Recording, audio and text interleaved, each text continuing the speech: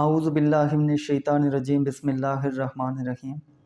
मैं हूं सरदार आमिर ज़ैद एडवोकेट और आप देख रहे हैं मेरा YouTube channel house of justice. Viewers, आज हम बात करेंगे कि अगर किसी आदमी की डेट ऑफ बर्थ नादरा के रिकॉर्ड में, किसी तलीमी बोर्ड के रिकॉर्ड में या किसी भी गवर्नमेंट का जो इदारा होता है वहाँ पर गलत लिखी गई है,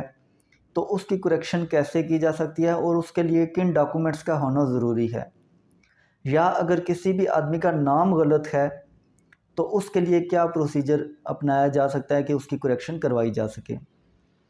टॉपिक पर आगे बात करने से पहले एक छोटी सी रिक्वेस्ट कि जिन भाइयों ने मेरे चैनल को सब्सक्राइब नहीं किया या जो भाई मेरे चैनल पर नए हैं तो वो काइंडली मेरे चैनल हाउस ऑफ जस्टिस को सब्सक्राइब कर लें। तो बात मैं कर रहा था कि अगर नाम या डेट ऑफ बर्थ की गलती हो गई है तो उसके लिए किन डॉक्यूमेंट्स का होना ज़रूरी है। डॉक्यूमेंट्स के लिए बात करने से पहले जो तब्दीली की वजूहात हैं कि किस वजह से लोग नाम या डेट ऑफ बर्थ चेंज करवाते हैं, स्पेशली जो ज़्यादा मसाइल देखने में आ रहे हैं वो डेट ऑफ बर्थ के हैं। लोगों का मसला ये है कि डेट ऑफ बर्थ गलत लिखी गई है, उसको चेंज करवाना है। तो उसके लिए जो 3-4 मेन रीज़न हैं वो मैं डिस्कस करता हूँ। पहले सबसे पहले होता है कि अगर कोई आदमी गवर्नमेंट के लिए किसी जॉब के लिए अप्लाई करता है लेकिन वो ओवर एज हो चुका है, उसके पास जो शनाख्ती कार्ड है तो उसमें इस आदमी की एज जो गवर्नमेंट की एक रिक्वायरमेंट है एज की उससे ज़्यादा हो चुकी है, जो नॉर्मली 23 ईयर्स होती है, तो उससे वो ज़्यादा हो चुकी है। तो उस सूरत में वो आदमी क्या कोशिश करता है कि मेरी एज 2-3 साल कम हो जाए ताकि मैं दोबारा से अप्लाई कर सकूँ। इसके अलावा जो ऑलरेडी गवर्नमेंट जॉब कर रहे हैं लेकिन अब उनकी एज इस स्टेज पर पहुंच चुकी है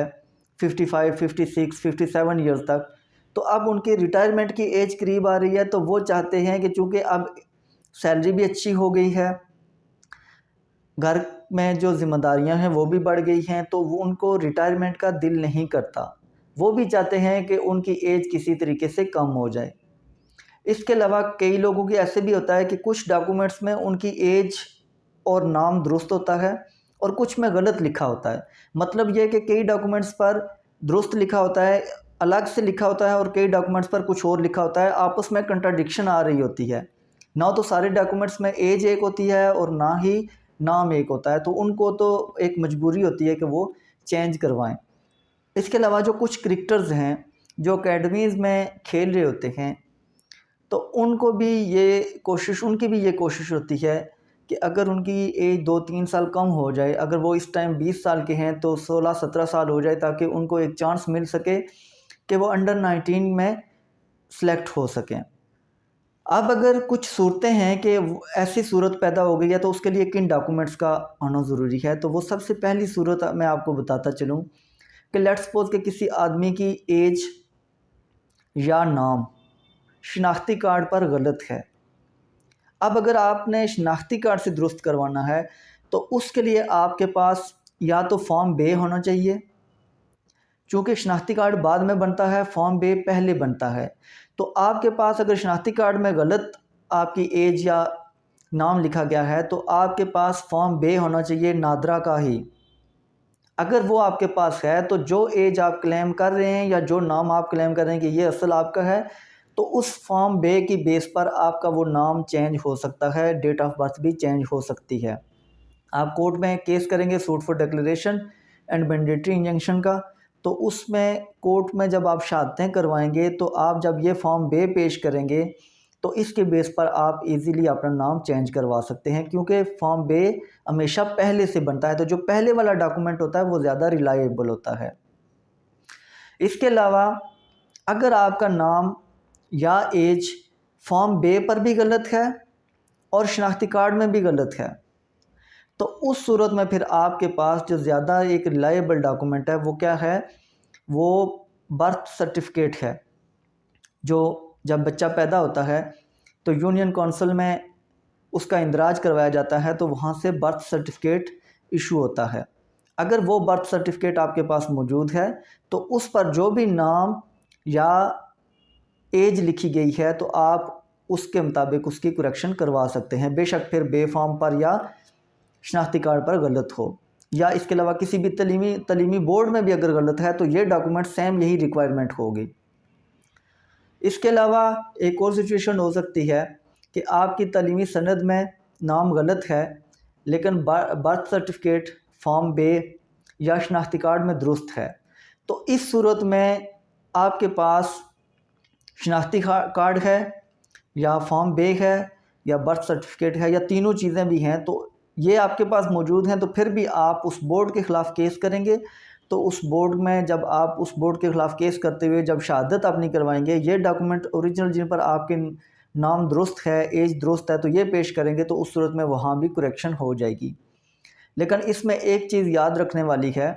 कि अगर आप शनाख्ती कार्ड पर नाम दुरुस्त करवा रहे हैं तो उससे पहले वाला कोई डॉक्यूमेंट जिस पर असल एज और असल नाम आपका मौजूद हो, जो आप करवाना चाह रहे हैं, चेंजिंग करवाना चाह रहे हैं, तो वो डॉक्यूमेंट आपके पास मौजूद होना चाहिए। शनाख्ती कार्ड में चेंजिंग है तो उससे पहले वाला बे फॉर्म भी हो सकता है और यूनियन काउंसिल का बर्थ सर्टिफिकेट भी हो सकता है, स्कूल लिविंग सर्टिफिकेट भी हो सकता है। इसी तरह अगर आप किसी तलीमी बोर्ड की कोई आपके पास सनद है, डिग्री है, उसमें गलत लिखा गया है, तो उससे पहले जो डॉक्यूमेंट आपके पास मौजूद हैं, अगर शनाख्ती कार्ड उससे पहले बना है तो उस पर अगर दुरुस्त लिखा गया है तो आप वो पेश करेंगे, उसकी बुनियाद पर हो जाएगा। अदरवाइज़ आप वही बर्थ सर्टिफिकेट या फॉर्म बे या स्कूल का जो सर्टिफिकेट वगैरह किसी और स्कूल से अगर आप छोड़ कर आए हैं तो उसका स्कूल लिविंग सर्टिफिकेट वगैरह आपको उसकी रिक्वायरमेंट होगी। तो इसके अलावा आपका अगर आपके पास ये डॉक्यूमेंट नहीं है तो सिर्फ आप कहें कि आपने फ़ौरन उसी टाइम कोई मतलब एक डॉक्यूमेंट कोई बनवा लेंगे, तो चूँकि उसकी इजरा की डेट भी होती है। जैसे अगर मैं मिसाल देता चलूँ कि आपने शनाख्ती कार्ड पर एज दुरुस्त करवानी है, आपके पास जो बे फॉर्म है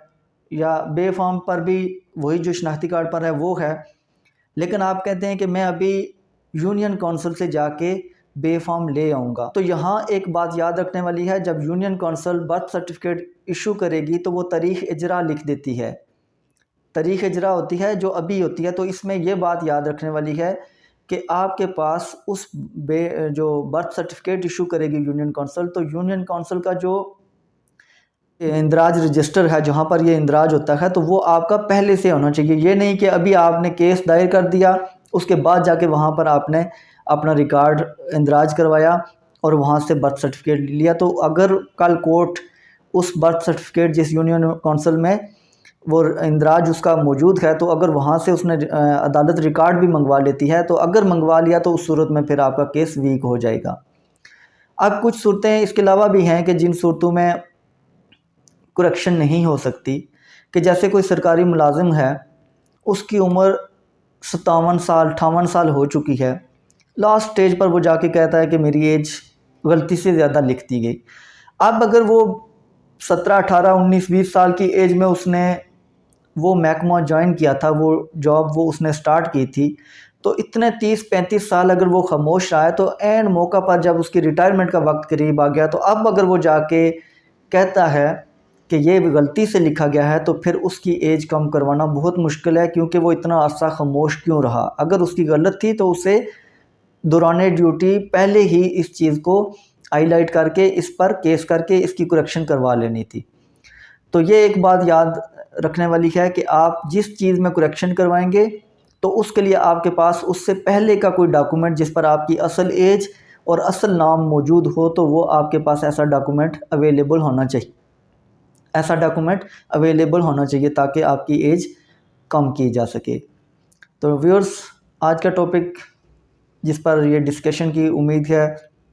इन्फॉर्मेशन में इजाफ़ा हुआ होगा। इसी के साथ इजाज़त चाहूँगा। अपनी दुआओं में याद रखिए। फ़ी अमानिल्लाह।